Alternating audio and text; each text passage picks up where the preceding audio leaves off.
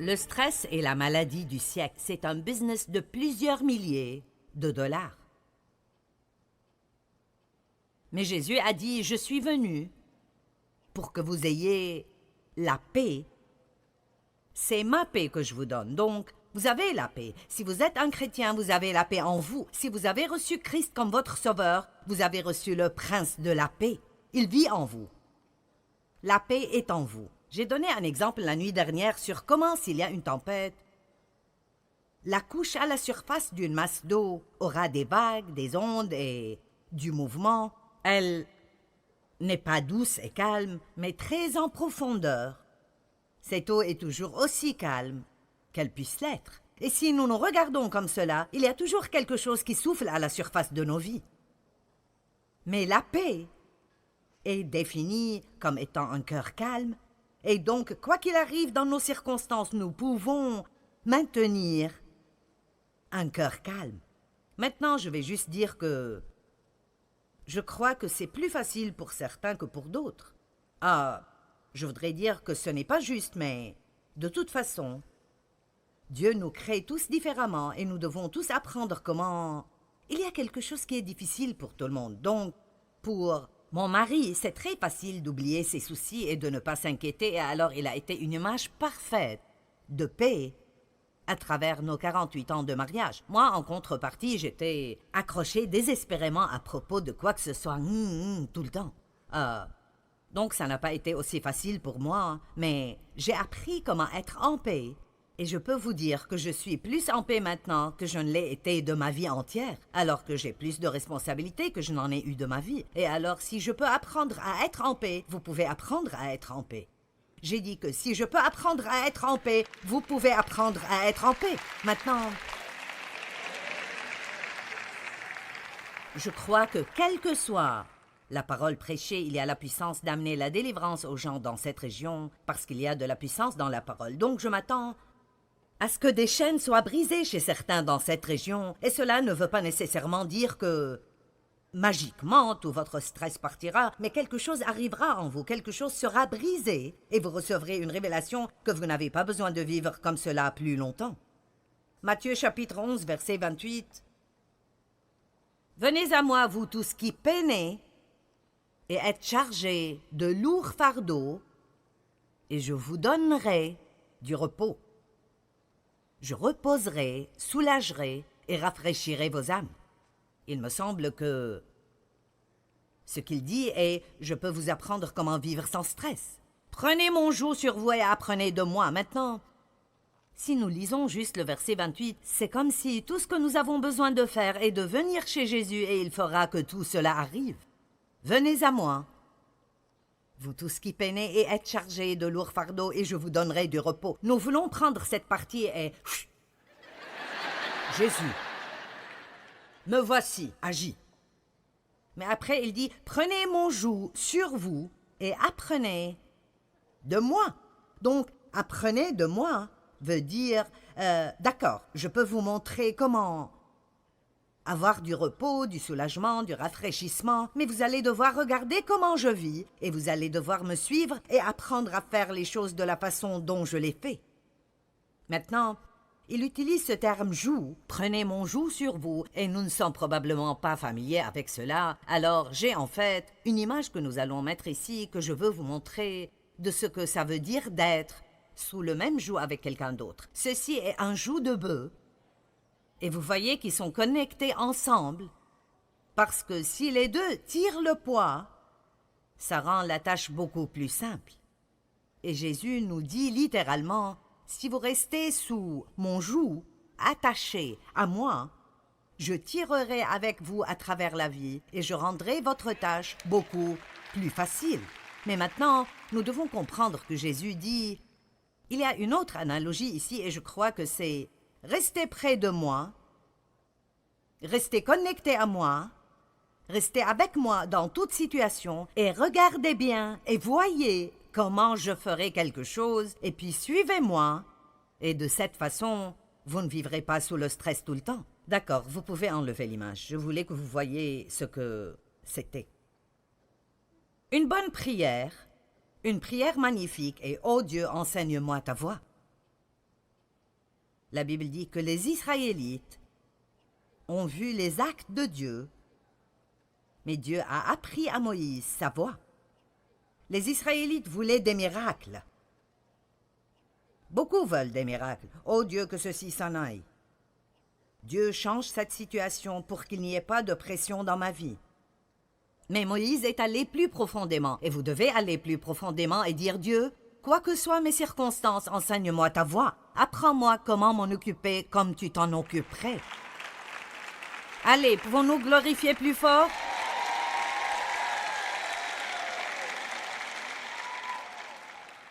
J'ai dit la nuit dernière que j'ai passé une grande partie de ma vie à essayer de changer les gens. Si je n'aimais pas ce que Dave faisait, j'essayais de changer Dave. Vous aimez tous vos enfants, mais vous n'aimez pas toute leur personnalité, et alors, j'avais des enfants que j'aimais, mais je n'aimais pas vraiment tellement leur personnalité. Celui avec qui j'avais le plus de problèmes était juste comme moi, et c'est toujours un cauchemar qui attend d'arriver. Oh. Alors j'essayais de les changer, de changer Dave, de changer mes enfants. J'essayais de faire grandir mon ministère, et j'essayais encore et encore et encore, et ça ne marchait pas.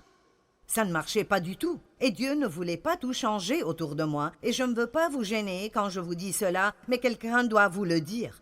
Dieu ne veut pas tout changer autour de vous, il veut vous changer à vous. Je sens que je suis attirée dans cette direction.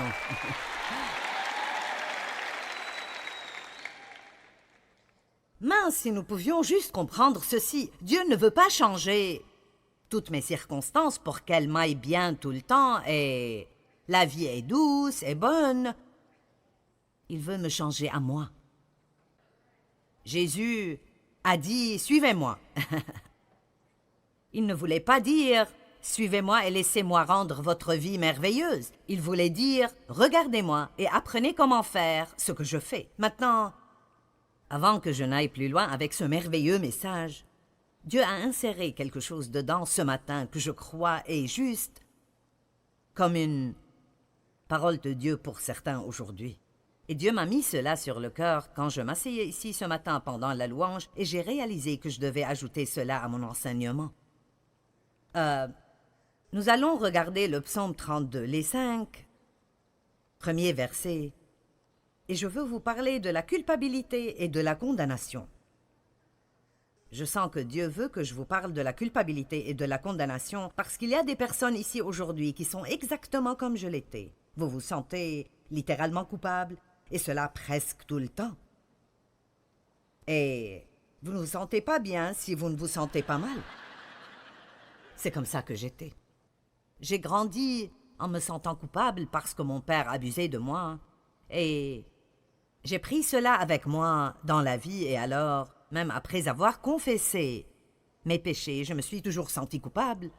Et il n'y a rien de plus stressant. Maintenant, je veux que vous m'écoutiez. Il n'y a rien de plus stressant que d'errer avec ce fardeau de « quelque chose ne va pas en moi ». Pourquoi ne puis-je pas faire les choses comme il faut? Cette sensation vague que Dieu est énervé contre vous, qu'il n'est pas satisfait avec vous. Et je crois que, quoi que je vous enseigne d'autres, c'est ce que je sens que j'ai vu ce matin, quoi que je vous enseigne d'autres à propos de comment vous occuper du stress, si vous ne comprenez pas ce point en premier, alors tout le reste dans la vie vous déprimera totalement parce que nous nous sentons déjà si vaincus et si mal à propos de nous-mêmes, parce que nous ne pouvons pas tout faire comme il faut, puis tout le reste de ce qui vient nous fait tomber facilement. Dieu m'a donné un exemple une fois d'un autocuiseur. Et je ne sais pas si les gens les utilisent autant qu'ils le faisaient, mais ma mère avait un autocuiseur et je vous dirai cela, c'était une marmite folle. Parce qu'elle mettait des choses dedans, le couvercle dessus, et elle le fermait bien, et vous ne pouvez pas l'enlever, et il y a cette petite chose qui bouge en haut, et de la vapeur sort du haut de temps en temps. Et plus il y a des choses qui cuisent à l'intérieur, plus cette chose bouge vite. Et je me rappelle que ma mère me disait tout le temps « Ne le touche pas, ne le touche pas, ne le touche pas ». Et j'étais tout comme cet autocuiseur. J'avais toutes ces choses qui arrivaient à l'intérieur de moi. Et qu'importe combien je paraissais spirituel, ou combien de fois par semaine j'allais à l'église, j'avais toujours toutes ces choses qui arrivaient en moi. Qu'est-ce qui ne va pas en moi? Pourquoi je ne peux rien faire comme il faut? Gna. Est-ce que quelqu'un sait de quoi je parle? Vous paraissez trop innocent à mes yeux. Et alors j'explosais toujours. Je m'accordais avec tout le monde jusqu'à ce que quelqu'un rentre et puis j'étais... Combien d'entre vous savent de quoi je parle? Je pouvais juste exploser à cause des choses les plus simples parce que je me sentais stressée tout le temps. Et je pensais que c'était mes circonstances. Mais honnêtement, une grande majorité de cela était ce qui arrivait en moi. Donc, si quelqu'un me touchait de n'importe quelle façon ou une circonstance me touchait, j'explosais comme cet autocuiseur. Et je veux juste vous dire que ceci doit changer avant que nous n'allions plus loin. Et je ne veux pas que vous partiez d'ici aujourd'hui et que vous continuiez à répéter la même chose encore et encore et encore. Laissez-moi vous dire quelque chose. Vous êtes des êtres humains imparfaits, et moi aussi. Et c'est exactement pour cela que Jésus est venu pour nous. Et il n'y a personne entre nous ici qui fera un jour tout comme il faut, même pas pour un jour. Même pas pour un jour. Nous avons tous péché en chemin vers la réunion ce matin.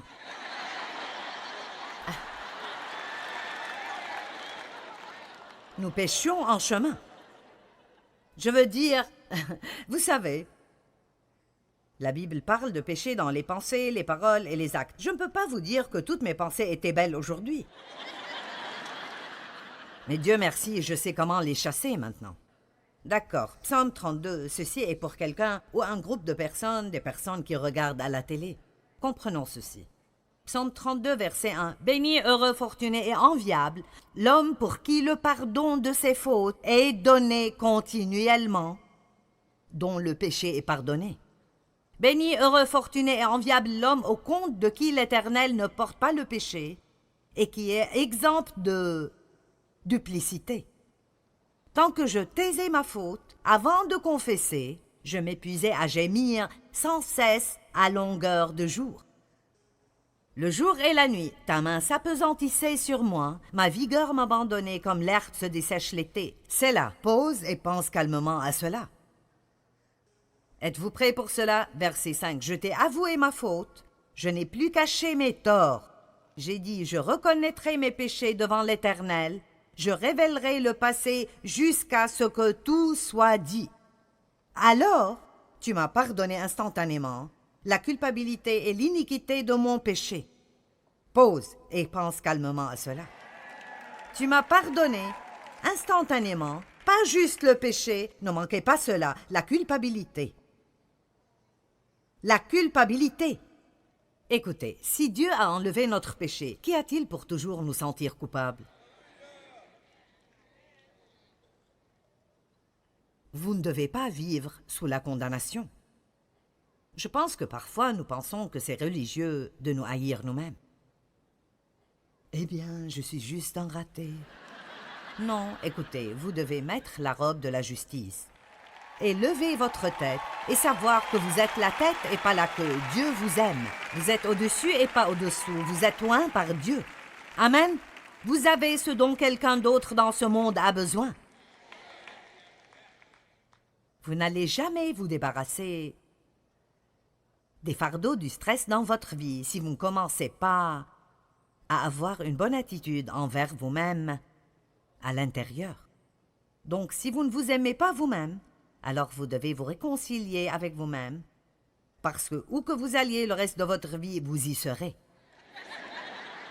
Et si vous ne pouvez pas vous réconcilier avec vous, tout le reste sera difficile. Est-ce que quelqu'un a besoin de cela? J'espère que quelqu'un avait besoin de cela. Donc, quand Jésus a dit « Venez à moi et apprenez de moi », l'une des premières choses que Jésus nous enseigne est de recevoir son pardon et de ne pas vivre sous la condamnation. Maintenant, 4 choses que Jésus a faites pour s'occuper du stress. Vous dites « Jésus a eu du stress ?» Eh bien, je veux dire, partout où il allait, quelqu'un essayait de le tuer. Nous n'allons pas reprendre cette liste de nouveau. Judas l'a trahi pour 30 pièces d'argent. Pierre l'a renié. Vous parlez d'avoir vraiment une mauvaise journée? Numéro 1, il se confiait en tout à Dieu. 1 Pierre 2, 23. Certains d'entre vous sont stressés à propos de choses dont vous ne pouvez rien faire à leur propos et seul Dieu peut le faire et vous devez les donner à Dieu. Vous devez les laisser et les laisser tomber et les donner à Dieu et cela inclut votre passé, votre futur, vos enfants et tout le reste de ce qui vous gêne. 1 Pierre 2, 23, j'aime cela. Quand il était injurié et insulté, il ne ripostait pas par l'injure ou l'insulte. Quand on le faisait souffrir, il ne dit aucune menace de vengeance, mais il remettait sa cause lui-même et tout le reste entre les mains du juste juge.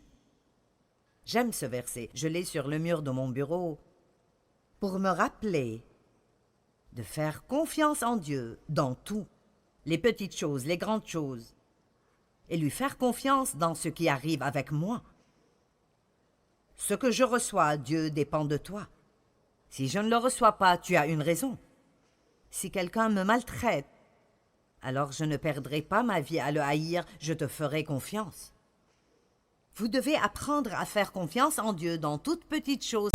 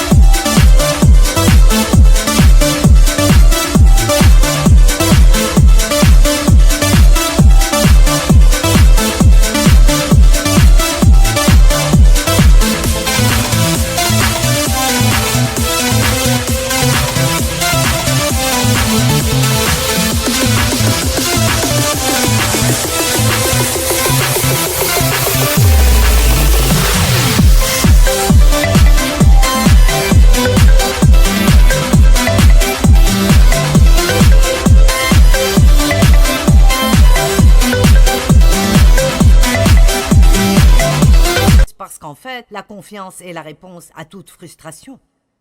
La deuxième chose que Jésus a faite est de prier. Il allait toujours, en quelque sorte, loin de la foule pour prier. Il se levait tôt pour prier. Parfois, il priait toute la nuit. Et je ne vais pas prendre le temps de me tourner vers ces versets, mais quand il était à Gethsémani, à se préparer pour ce qui allait être le temps le plus difficile de sa vie ou de celle de qui que ce soit, il a demandé à ses disciples de prier avec lui. Et nous savons par la lecture des évangiles qu'ils se sont endormis. Il prit avec lui Pierre et les 2 fils de Zébédée. Il commença à être envahi de tristesse et d'angoisse. Et puis il leur dit, c'est ainsi qu'il se sentait. Vous savez, nous n'avons pas besoin de faire tout ce qu'on sent. Il leur dit, je suis accablé de tristesse à en mourir. Restez ici et veillez avec moi. Et il s'est éloigné un peu, et quand il est revenu, ils étaient endormis. Mais l'une des choses qui sont arrivées et qui l'a aidé à traverser cela était que quand il s'est éloigné d'eux, un ange est venu et l'a servi, et l'a fortifié dans l'esprit. Et l'une des choses qui arrive quand nous prions est que Dieu nous fortifie. Allons maintenant. Il nous fortifie, il ne fait pas... La prière ne veut pas toujours dire que Dieu se débarrasse de ce qui nous dérange. Plusieurs fois, il choisit de nous fortifier et nous permet d'endurer avec une bonne attitude.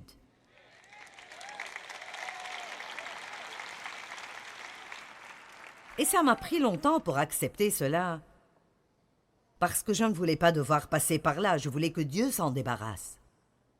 Amen.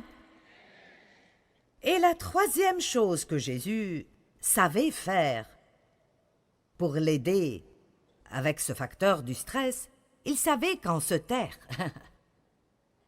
Oh. Jean chapitre 14, verset 30. Jésus a dit, je ne parlerai plus avec vous plus longtemps, car le prince, le dominateur, le gouvernant de ce monde vient. Il n'a pas de prise sur moi. Il n'y a rien en moi qui lui appartient, il n'a pas de puissance contre moi.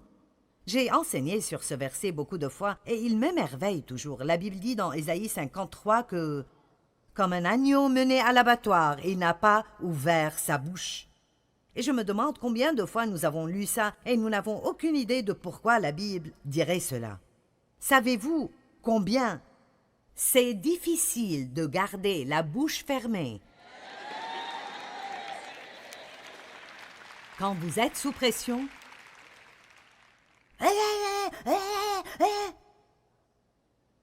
Et nous devons apprendre de cela. Allez, Jésus a dit, prenez mon joug sur vous et apprenez de moi. Donc nous regardons comment Jésus s'est occupé du moment le plus intense et stressant de sa vie. Et la Bible dit qu'il n'a pas ouvert la bouche.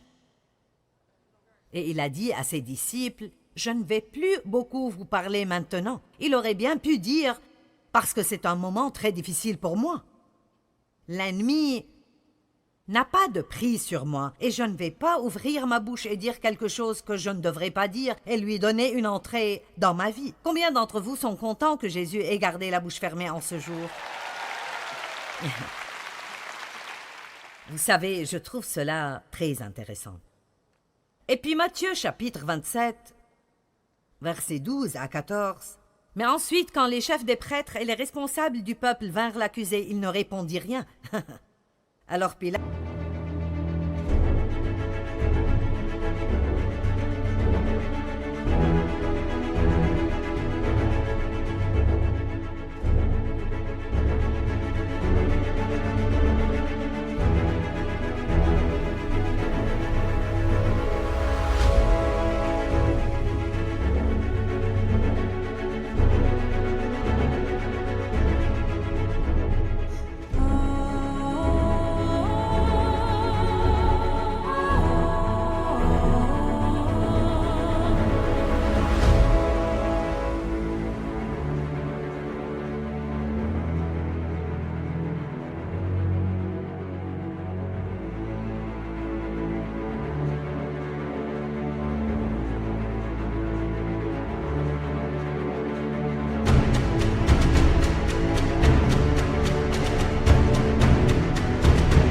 lui dit, tu n'entends pas tout ce qu'ils disent et la gravité des choses dont ils témoignent contre toi, mais il ne répondit point.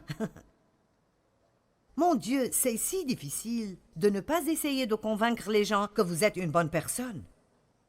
Je ne sais pas pour vous, mais je trouve que c'est difficile de ne pas me défendre. Mais tu ne comprends pas, tu ne comprends pas, tu as une mauvaise image de moi. Calme-toi et laisse-moi te convaincre que je suis une bonne personne. Jésus n'a pas répondu. Il n'a pas répondu, et encore devant Pilate et Hérode, il est resté silencieux pendant l'accusation. Je ne dis pas qu'il n'y a jamais eu un moment pour parler pour vous-même, mais très souvent ça empire juste les choses. Jésus était sur la croix. Ceci est étonnant pour moi. Jésus était sur la croix pendant 5 heures et 59 minutes. Pendant ce temps, le récit de ce qu'il a dit est un total de 41 mots en grec qui deviennent 51 mots en anglais. Dire ces mots a pris approximativement un total d'1 minute. Donc, pendant 5 heures et 58 minutes de son temps sur la croix, il était complètement silencieux. Amen. Et puis la 4e chose que Jésus a faite, qui est un grand remède contre le stress, et qu'il pardonnait rapidement.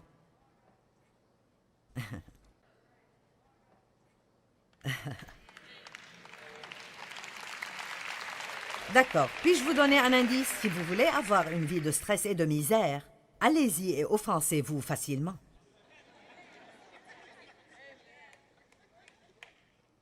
Continuez de dire « Eh bien, je n'y peux rien, je suis juste susceptible. » Je suis juste une personne susceptible, je suis blessée facilement. Eh bien, arrête. Tout le monde peut facilement être blessé s'ils le veulent. Sur la croix, Jésus a dit, Père, pardonne-leur parce qu'ils ne savent pas ce qu'ils font. Sur la croix. Et sûrement, s'il peut pardonner aux gens pour cela, alors nous pouvons nous occuper des choses de tous les jours qui viennent vers nous. Je ne sais pas ce que vous attendiez que je vous dise quand je vous ai dit que j'allais vous enseigner comment vous débarrasser du stress, mais ça ne fera pas une once de bien. Vous pouvez vous débarrasser de toute source, tout ce que vous pensez être la racine de votre stress, et si vous restez plein de culpabilité et vous restez énervé contre les gens, et vous vous inquiétez à propos de ce que tout le monde pense, et votre bouche travaille tout le temps, vous allez toujours être stressé. Parce que le stress ne vient pas de ce qui arrive autour de nous, c'est ce qui arrive en nous. Amen? Eh bien, vous devriez être plus heureux que vous ne l'êtes, mais je vais continuer. Actes chapitre 24, 16, je veux que vous regardiez cela, je pense que c'est un bon verset. L'apôtre Paul a dit cela. Il a dit, c'est pourquoi je m'applique sans cesse et je me discipline en mortifiant mon corps, en tuant mes affections charnelles, mes appétits du corps et les désirs du monde, en m'efforçant dans tout aspect pour garder une conscience pure, irréprochable, sans blâme, sans offense devant Dieu et devant les hommes. J'aime cela. Paul a dit, j'ai travaillé sur cela. Ce n'est pas une chose qui vous tombe dessus, c'est une chose que vous devrez vous lever et faire exprès chaque jour. Chaque jour, je vais devoir dire non à ma chair. Chaque jour, je vais devoir me discipliner. Je pense que nous devrions tous juste avoir un but. Soyons tous d'accord pour avoir un but. Unissons-nous tous et voyons si nous pouvons donner à Satan une crise de nerfs.